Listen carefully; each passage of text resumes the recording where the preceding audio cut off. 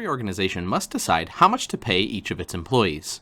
Unpack the basics of base pay, including job analysis, job evaluation, market analysis, and base pay structures here. External competitiveness refers to pay comparisons with competitors. How much do we want to pay in relation to our competitors?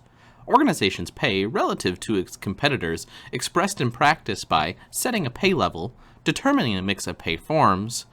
Decisions focus on controlling costs and attracting and retaining employees. The mix of pay provided to employees in return for work is critical consideration in developing total reward strategy and making base pay decisions. Here are 4 examples of pay mix strategies, each focusing resources in different areas of compensation to meet organizational goals.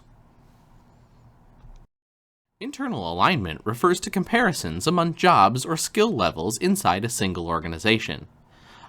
Internal alignment addresses relationships inside the organization, also called internal equity. The relationships form a pay structure that should do 3 things. First, support the organization's strategy.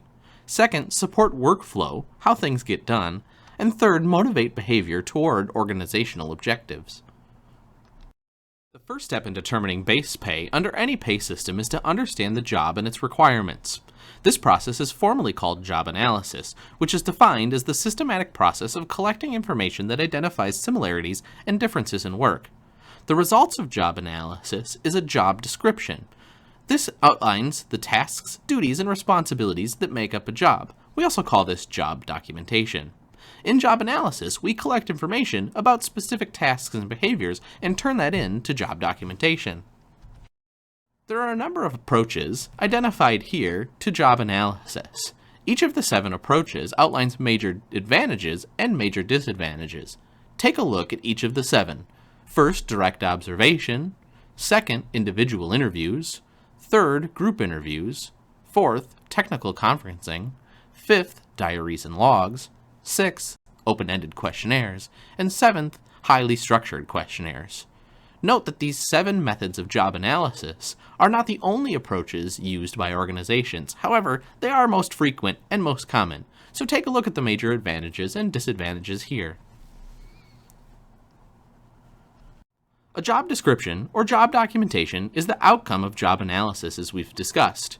For more information on great job descriptions, visit Greg's How to Write a Job Description resource on YouTube, or take a look at the resources provided in your course.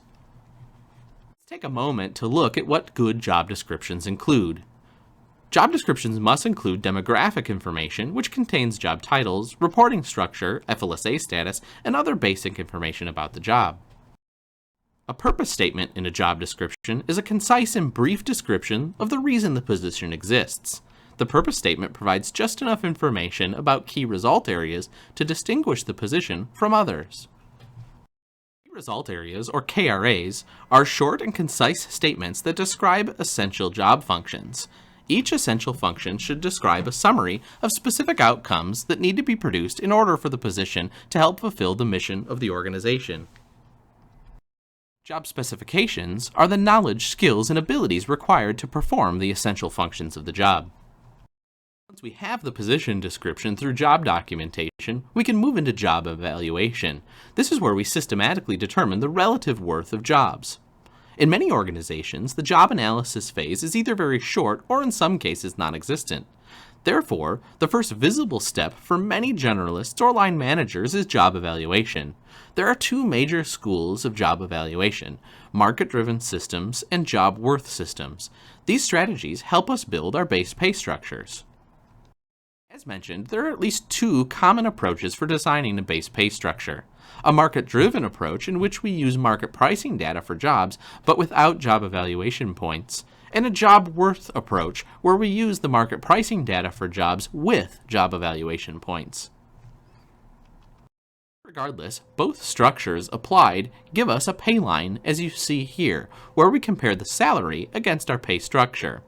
Pay structures include grades and ranges built around the pay line.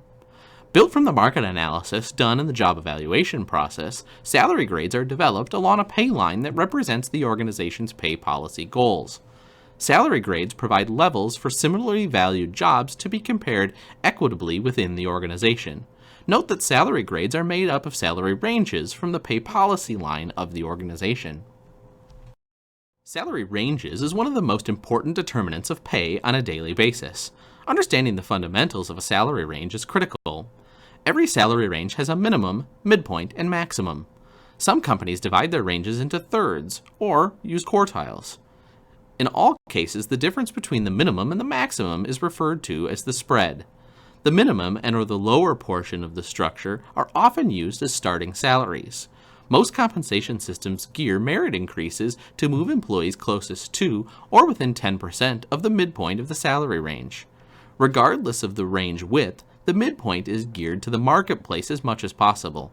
The focus on midpoints can often cause problems for line managers and employees who rightfully look at the entire salary range as their pay potential.